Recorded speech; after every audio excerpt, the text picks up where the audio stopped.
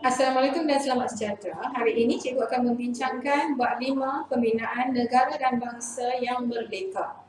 Dalam bab 5 ini kita akan membincangkan topik sistem ahli. Di akhir pelajaran, cikgu harap kamu dapat memberikan objektif utamanya iaitu kamu dapat menerangkan kepentingan sistem ahli yang diperkenalkan oleh British dan juga di akhir pelajaran cikgu harap kamu dapat menerangkan ciri-ciri sistem ahli. Melalui bab sebelum ini, kita telah belajar mengenai Persekutuan Tanah Melayu 1948. Persekutuan Tanah Melayu dibentuk oleh British untuk memberi peluang kepada negara kita untuk mentadbir kerajaan sendiri. Jadi apabila ada desakan daripada Piagam Atlantik yang dikeluarkan oleh PBB iaitu Pertubuhan Bangsa-Bangsa Bersatu, akhirnya British telah memberi kebenaran untuk kita membuat Persekutuan Tanah Melayu 1948. Rentetan daripada itu, British telah memperkenalkan satu sistem pentadbiran yang dipanggil sistem ahli. Jadi hari ini kita akan belajar apa yang dimaksudkan dengan sistem ahli dan apa ciri-ciri sistem ahli serta tugas ahli-ahli di dalam sistem ahli. Sistem ahli ini ialah untuk melatih penduduk tempatan untuk menerajui pentadbiran tanah Melayu. Seperti yang kamu faham, kita masih lagi dijajah oleh British. Jadi British perlu menyediakan kita untuk melatih penduduk tanah Melayu untuk berkerajaan sendiri. Jadi mereka mengambil langkah untuk membentuk satu sistem untuk melatih penduduk tempatan. Idea pembentukan sistem ahli ini dicetuskan oleh Datuk Hon bin Jaafar bersama Sir Henry Gurney di Kuala Lumpur. Idea ini muncul akibat pihak British berpendapat bahawa ia dapat mengurangkan tekanan daripada Parti Komunis Malaya dan juga desakan daripada pihak PBB ataupun Pertubuhan Negara Bangsa-Bangsa Bersatu iaitu untuk menjalankan dasar dekolonisasi. Dasar dekolonisasi ialah dasar di mana PBB mendesak, meminta agar negara-negara yang menjajah negara lain iaitu negara-negara kolonial untuk membebaskan negara-negara jajahan masing-masing. Ini adalah proses dekolonisasi. Idea ini diambil daripada Rhodesia Utara dan Kenya iaitu dua buah negara yang dijajah oleh British dan sistem ahli ini digunakan di Kenya dan Rhodesia Utara dan dibawa ke Tanah Melayu untuk menjadi satu contoh pentadbiran yang akan dijalankan di Tanah Melayu. Majlis Raja-Raja Melayu bersama Datuk Hon bin Jaafar dan juga Sir Henry Gurney juga diwakili oleh wakil India iaitu Datuk E.E.C. Turaisingam, Datuk Hamzah Abdullah, Datuk Nik Ahmad Kamil dan juga Dr. Li Tianqing yang mewakili kaum Cina. Mereka berbincang bersatu padu dan berbincang cara yang sesuai dan akhirnya mendapat persetujuan untuk menjalankan satu sistem pentadbiran yang dipanggil sistem ahli. Sekarang kita tengok apa yang terdapat dalam sistem ahli iaitu ciri-ciri sistem ahli itu. Ciri yang pertama ialah satu sistem kabinet bayangan yang terdiri daripada beberapa orang pegawai tadbir dan tokoh masyarakat untuk memegang jawatan yang dibentuk dipilih. Maknanya daripada Tanah Melayu terdapat tokoh-tokoh tempatan yang terkenal, mereka ini dipilih untuk menjadi ahli memasuki sistem ini. Jadi satu sistem kabinet bayangan dibentuk sebagai satu rangka plan jika negara kita mendapat merdeka dan kita akan mentadbir kerajaan sendiri dan kita sudah mempunyai satu kabinet yang akan menjalankan pentadbiran negara. Dalam sistem ahli ini juga, anggota sistem ahli dikenal sebagai ahli. Contohnya ahli hal ehwal dalam negeri. Jika pelajar-pelajar dapat bandingkan sekarang dengan dahulu, iaitu sistem ahli dijalankan pada tahun 1950. Kita berada pada tahun 2020. Sekarang kita menjalankan sistem jemaah menteri dan ahli-ahli dalam kabinet menteri kita dipanggil menteri. Pada zaman 1950 ini, sistem ahli menggunakan perkataan ahli untuk anggota-anggotanya. Jadi anggota sistem ahli dikenali sebagai ahli. Contohnya ahli hal ehwal dalam negeri. Kalau sekarang ini dikenali sebagai Menteri Hal Ehwal Dalam Negeri. Pelantikan ahli pula dibuat oleh Pesuruhjaya Tinggi British dengan persetujuan Majlis Raja-Raja Melayu. Jadi pelajar semua jangan lupa, kita masih lagi dijajah oleh British. Kita masih lagi di bawah pentadbiran British. British hanya menyediakan kita untuk melatih kita untuk mentadbir kerajaan sendiri jika kita diberi kemerdekaan. Jadi pelantikan ahli masih dibuat oleh Pesuruhjaya Tinggi Britain.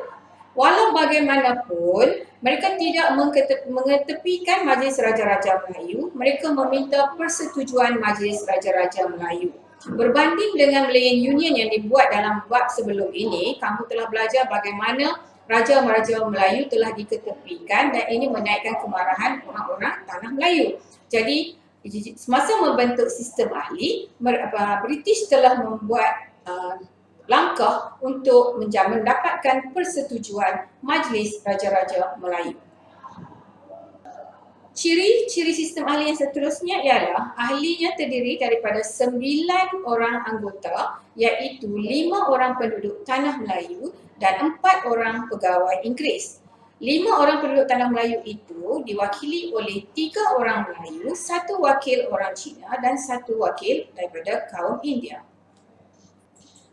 Pentadbiran sistem ahli ini diletakkan di bawah kuasa Pesuruhjaya Tinggi British. Sekarang kita lihat tugas ahli-ahli yang dilantik. Semua ahli-ahli yang dilantik akan mendapat portfolio masing-masing. Mereka perlu menjaga portfolio yang diberikan kepada mereka, diamanahkan kepada mereka. Dan tugas seterusnya mereka harus menguruskan pentadbiran jabatan masing-masing. Mereka juga boleh memberikan cadangan undang-undang untuk kebaikan portfolio masing-masing. Contohnya portfolio yang diberikan kepada ahli pelajaran. Jadi apakah undang-undang yang sesuai digunakan untuk portfolio pelajaran yang memberi kebaikan kepada penduduk tanah Melayu. Jadi tugas ahli-ahli ini sangat berat dan mereka perlu tahu apa bidang tugas yang perlu mereka jaga. Okey, sekarang kita lihat keanggotaan sistem ahli pada peringkat awal. Siapakah ahli-ahli yang dipilih oleh British semasa terbentuknya sistem ahli pada tahun 1950? Contoh ahli yang dapat kita lihat ialah Dato' Onn bin Jaafar, seorang negarawan kita yang terkenal, pemimpin kita yang terkenal. Dia telah memegang portfolio sebagai ahli dalam negeri. Manakala wakil daripada British iaitu O.A. Spencer, dia memegang sebagai ahli ekonomi. Tuanku Yaakob Ibni Sultan Abdul Hamid pula memegang ahli pertanian dan perhutanan. Manakala Dr. Lee Tiang Keng yang mewakili kaum Cina, dia diberikan tanggungjawab memegang ahli kesihatan. Datuk E.E. Siturai-Singgem pula yang mewakili kaum India diberi tanggungjawab memegang ahli pelajaran. J.D. Hodgkinson daripada wakil British, dia memegang ahli perindustrian dan hubungan sosial. Juga wakil daripada pihak British, J.D. Mead, memegang ahli perumahan dan kerja raya, serta Datuk Mahmud Mat, dia memegang sebagai ahli tanah, perlombongan dan perhubungan. Seperti yang saya maklumkan tadi, semua ahli-ahli ini diberi tanggungjawab dan diberi portfolio masing-masing dan mereka perlu menggubal undang-undang, perlu mentadbir jabatan masing-masing bersesuaian dan ini diberi perhatian oleh British kerana mereka hendak melatih kita ke arah berkerajaan sendiri. Perlu saya ingatkan sekali lagi bahawa kita pada tahun 1950 masih belum merdeka. Kita masih dilatih oleh pihak British sebagai persediaan kepada kita sebelum pihak British memberi kemerdekaan kepada kita di tanah Melayu. Kesimpulannya, kita dapat lihat kepentingan sistem ahli di mana sistem ahli ini telah menyediakan tapak asas kepada kita rakyat tanah Melayu untuk berkerajaan sendiri dan British telah membantu kita, mengajar kita cara untuk kita memerintah kerajaan kita sendiri sebelum kita diberi kemerdekaan. Dan jika kita lihat dalam sistem ahli, kita ada wakil daripada kaum India iaitu Datuk E.E.C. Turasingham dan juga wakil daripada kaum Cina iaitu Dr. Lee Tian Keng dan wakil orang Melayu. Ini telah menunjukkan bahawa kita telah mula ke arah corak perpaduan kaum. Proses perpaduan kaum sedang berlaku di mana sebelum ini mereka dianggap sebagai orang dagang yang datang daripada negara India dan negara China, tetapi setelah mereka mendapat kerakyatan tanah Melayu, mereka juga merupakan rakyat tanah Melayu. Jadi sistem ahli telah menampakkan kepada kita di tanah Melayu bahawa kita perlu ada perpaduan kaum supaya kita dapat boleh hidup dengan harmoni. Dan ini juga telah memberi pendedahan kepada penduduk tempatan untuk mentadbir kerajaan sendiri.